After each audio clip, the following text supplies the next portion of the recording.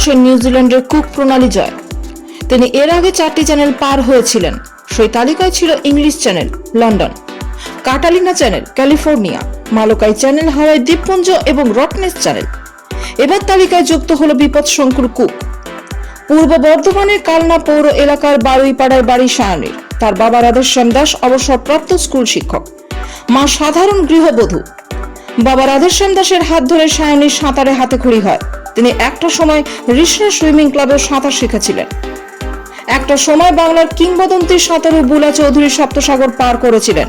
সায়নীর সামনে আরো 2টি লক্ষ্য রয়েছে।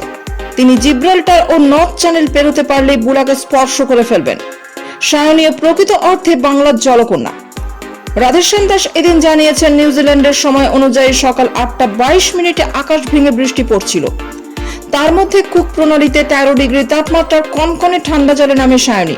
কুক প্রণালীর ওয়েলিংটন থেকে শুরু হয় মেয়ের সাঁতার কাটা। প্রবল ঢেউ এবং তার সঙ্গে ঝোড়ো হাওয়া থাকায় সায়নীর এই চ্যানেল পেরোতে বেগ পেতে হয়েছে।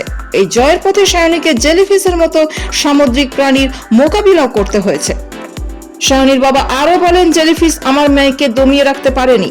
সব প্রতিকূলতাকে কাটিয়ে 11 ঘন্টা 51 মিনিটে 29.5 কিলোমিটার সাঁতরে কুক প্রণালী জয় করতে পেরেছে মেয়ে। আমরা ওর জন্য গর্বিত। আগামী 10 এপ্রিল কলকাতা বিমানবন্দরে নামবেন সায়নী। পরিবারের সদস্যরা হাজির থাকবেন মেয়েকে বরণ করে নেবার জন্য। কালনা থেকে ক্রীড়াপ্রেমী মানুষরাও শোভাযাত্রা করে ঘরের মেয়েকে নিয়ে আসবেন। এর আগে সায়নী রাজ্য সরকারের খেলাশ্রী সম্মান পেয়েছিলেন। এমনকি মাদার টেরিজা আন্তর্জাতিক ক্রীড়া সম্মানও পান 22 বছরের তারকা।